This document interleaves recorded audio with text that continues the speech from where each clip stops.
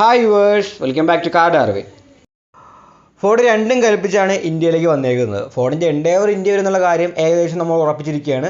ഉടനെ തന്നെ ആ ഒരു വണ്ടി നമുക്ക് ഇന്ത്യയിൽ കാണാൻ കഴിയും. പക്ഷേ കഴിഞ്ഞ ദിവസം അവർ ആ ഒരു എൻഡേവർ ടെസ്റ്റ് ചെയ്യുന്നതിൻ്റെ കൂട്ടത്തിൽ അവർ പുതിയൊരു സാധനം കൊണ്ട് ഇന്ത്യയിൽ കൊണ്ടുവന്നിട്ടുണ്ട്. അത് നമ്മുടെ റേഞ്ചറാണ്. അതായത് എൻഡേവറിൻ്റെ ആ ഒരു പിക്കപ്പ് വേർഷനാണ് ഈ ഒരു റേഞ്ചർ എന്ന് പറയുന്നത്. നമ്മുടെ ഹൈലക്സും അതേപോലെ ഇസൂസു ഡിമാക്സൊക്കെ പോലെ തന്നെ എൻഡേവറിൻ്റെ ഒരു പിക്കപ്പ് വേർഷൻ, അതായത് ആ ഒരു ഹൈലക്സിൻ്റെയൊക്കെ സെഗ്മെൻറ്റിലേക്കാണ് ഈ ഒരു റേഞ്ചറും വരികയാണെങ്കിൽ ഇന്ത്യയിൽ വരാൻ പോകുന്നത്. അപ്പം ഈ വണ്ടി നോക്കുകയാണെങ്കിൽ നമ്മുടെ ഹൈലക്സിനും ഡിമാക്സിനൊക്കെ നല്ലൊരു കോമ്പറ്റീഷൻ കൊടുക്കാൻ പറ്റുന്ന ഒരു മാരക വണ്ടിയാണ് ഈ ഒരു റേഞ്ചർ എന്ന് പറയുന്നത്. ഫോർഡിൻ്റെ ഏറ്റവും ഫേമസ് ആയ F-150യുടെ താഴെ വരുന്നൊരു വണ്ടിയാണ് ഈ ഒരു റേഞ്ചർ എന്ന് പറയുന്നത്.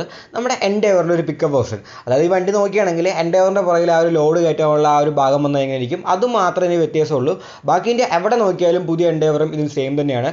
ഫ്രണ്ടിലെ ലുക്ക്, സൈഡിലെ ലുക്ക്, ആ ഒരു ഫ്രെയിം, ഉള്ളിലെ ഫീച്ചേഴ്സ്, അങ്ങനെ എന്ത് നോക്കിയാലും എൻഡേവറും ഇതിലും സെയിം തന്നെയാണ്. ആ ഒരു ലോഡ് കയറ്റുന്ന ഭാഗം, അതായത് ഒരു പിക്കപ്പ് ട്രക്കായി, അത് മാത്രമേ ഇതിനുള്ള വ്യത്യാസമുള്ളൂ. അതുകൊണ്ട് ലുക്കിനെ കുറിച്ചൊന്നും പ്രത്യേകിച്ച് പറയേണ്ട. പുതിയ എൻഡേവർ എങ്ങനെ ഇരിക്കുന്നത് അതേപോലെ തന്നെയാണ് റേഞ്ചറും ഇരിക്കുന്നത്.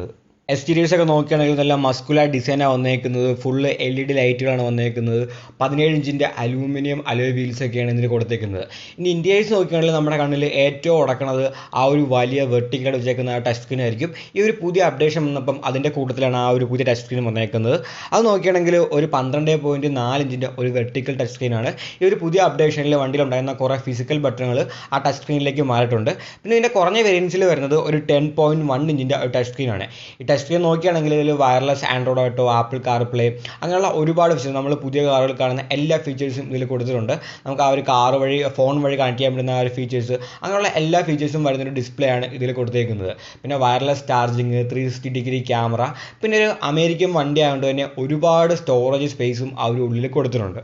പിന്നെ ഈ പുതിയ വണ്ടികളിൽ ഫോർഡിൻ്റെ പുതിയ ടെക്നോളജി വരുന്നുണ്ട്. ഇതിൻ്റെ പേര് കോപ്പൈലറ്റ് എന്നാണ്. ഇതൊരു ഡ്രൈവർ അസിസ്റ്റോ അല്ലെങ്കിൽ ഒരു അഡാസോ അങ്ങനെയൊക്കെ തന്നെ വിളിക്കാൻ പറ്റും. നമുക്ക് ആ ഒരു വണ്ടി ഓടിക്കും, ഇത്രയും വലിയ വണ്ടി ആയതുകൊണ്ട് തന്നെ നമുക്ക് ആ ഒരു ഡ്രൈവിംഗ് ഒക്കെ ഒരു സിമ്പിളാക്കാൻ വേണ്ടിയുള്ള ഫീച്ചറാണ് ഈ ഒരു കോപ്പൈലറ്റ് എന്ന് പറയുന്നത്. ഇത് നോക്കുകയാണെങ്കിൽ 360 ക്യാമറ വരുന്നുണ്ട്, ബ്ലൈൻഡ് സ്പോട്ട് അസിസ്റ്റ് വരുന്നുണ്ട്, റിയർ പാർക്കിംഗ് സെൻസറുകൾ വരുന്നുണ്ട്, ലൈൻ കീപ്പിംഗ് അസിസ്റ്റ് വരുന്നുണ്ട്, പിന്നെ അഡാപ്റ്റീവ് ക്രൂയിസ് കൺട്രോൾ വരുന്നുണ്ട്, പിന്നെ 360 ക്യാമറയും അതേപോലെ തന്നെ വണ്ടിയുടെ ഫ്രണ്ടിലൊക്കെ പാർക്കിംഗ് സെൻസറും കാര്യങ്ങളൊക്കെ വരുന്നുണ്ട്. അങ്ങനെ ഡ്രൈവിംഗ് ഇതിലൂടെ ഈസി ആക്കാൻ വേണ്ടി കോപ്പൈലറ്റ് എന്ന് പറഞ്ഞ ടെക്നോളജിയും ഈ ഒരു വണ്ടിയിൽ വരുന്നുണ്ട്. ഇനി ഇതിൻ്റെ ഏറ്റവും ഇമ്പോർട്ടൻ്റ് അതിൻ്റെ എഞ്ചിനെ കുറിച്ച് പറയുകയാണെങ്കിൽ ഫോർഡ് ഈ വണ്ടി ഒരുപാട് രാജ്യങ്ങളിൽ വിൽക്കുന്നതുകൊണ്ട് തന്നെ ഒരുപാട് എഞ്ചിൻ ഓപ്ഷൻസിൽ ഇത് അവൈലബിൾ ആണ്.